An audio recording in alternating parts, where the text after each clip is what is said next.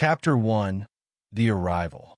The world of Argoth 7 was an alien landscape, a wild and untamed planet covered in dense jungles, vast savannas, and endless stretches of rocky desert. The local species, beings made of energy and light, had evolved in a highly sophisticated society, their powers almost godlike compared to anything humanity had encountered in its travels. It was in this setting that a human research crew had landed, under the leadership of Commander Lyle Bradford, sent to study the planet's ecosystem and make first contact with the native inhabitants. Among the crew was one person with a distinct difference, Dr. Mia Rook, a xenobiologist who had an unusual companion, an animal unlike anything the aliens had seen before.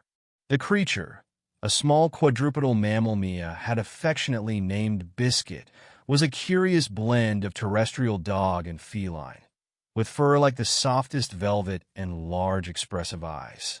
It was a domestic pet, hardly larger than a house cat, but full of boundless energy. It wasn't an official part of the mission. It had simply come along for the ride. On their first meeting with the aliens, it didn't take long for the energy beings to make their opinions clear. They were initially bemused, as if a little insulted by the simplicity of the creature, which was harmless, playful, and most importantly, ordinary. One alien in particular, Zor, was highly vocal in mocking Biscuit.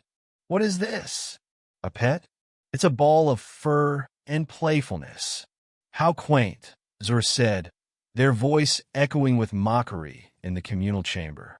Mia, slightly embarrassed, tried to explain that humans had pets, creatures they kept as companions and friends.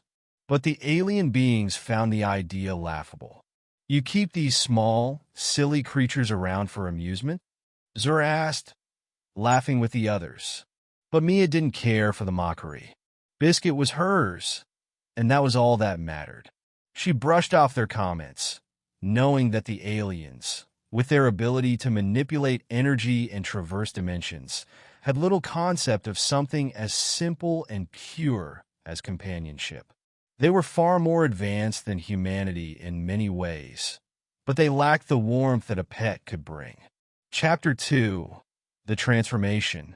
Weeks passed, and the relationship between the humans and the aliens began to evolve.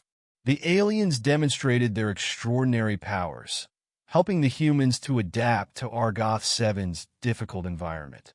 Yet, Biscuit remained a constant presence by Mia's side, even as the mocking from Zor and the others persisted.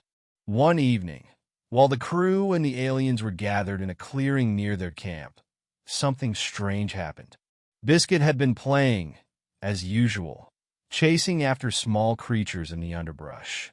But suddenly, it froze. Its fur stood on end, and it let out a low growl that echoed unnaturally across the clearing. Mia quickly stood, her eyes wide with concern.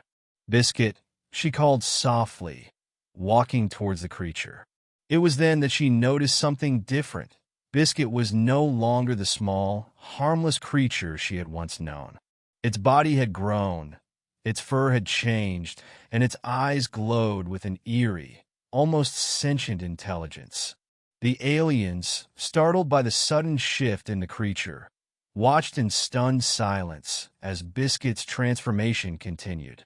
In the space of only a few hours, Biscuit grew to nearly 3 times its original size.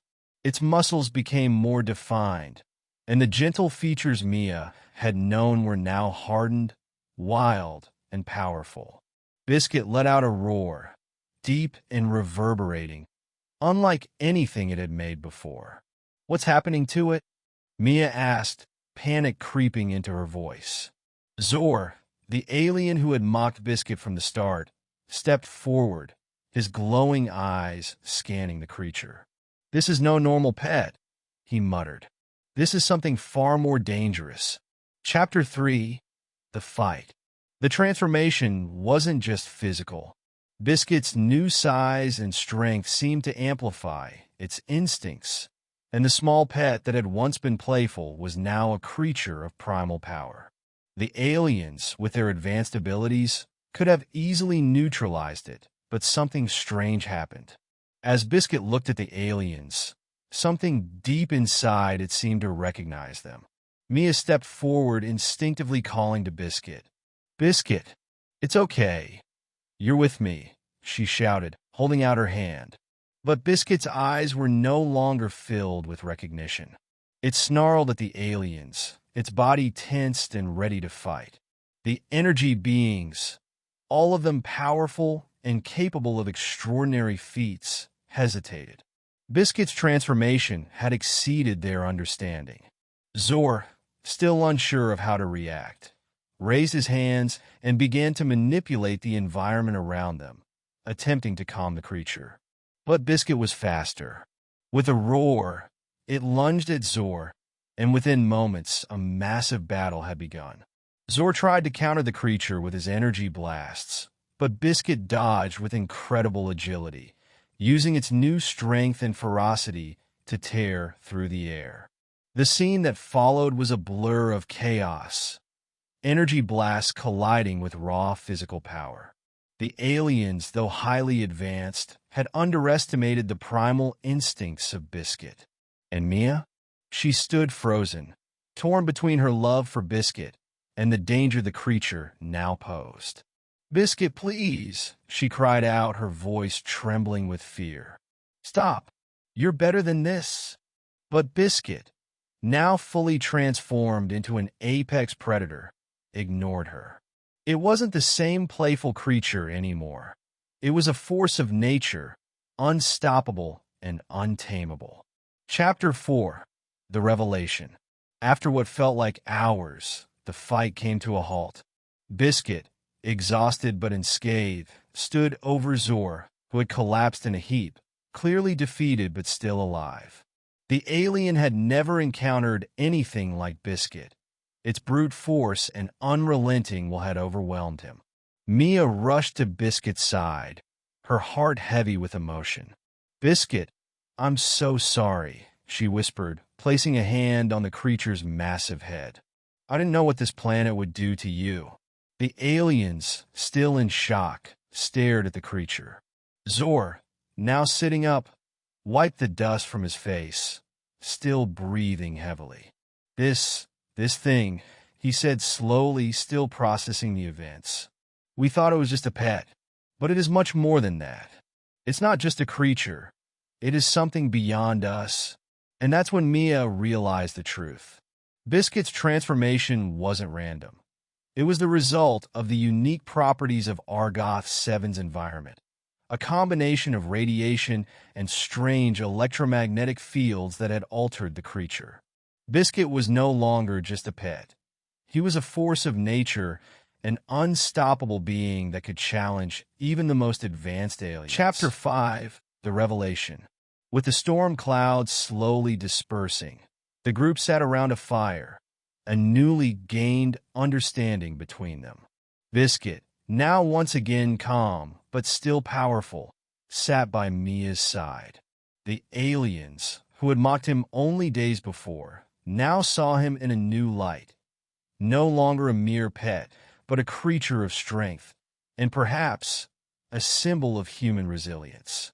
Zor, who had once laughed at Biscuit's presence, nodded. "You humans," he said, with a tone of respect, "are unpredictable. You bring a simple creature to a planet, and it becomes something none of us can comprehend."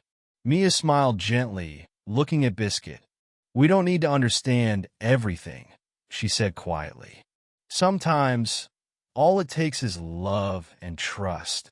As Biscuit lay beside her, its massive form curled in comfort, Mia realized that her little pet had grown far beyond anyone's expectations. What had once been a symbol of the simplicity of life had turned into something much greater. Biscuit was not just a survivor. He had become a legend in his own right. The aliens, humbled by what they had witnessed, were left speechless. Biscuit, the little pet they had once mocked, had proven that sometimes the simplest things held the most incredible power.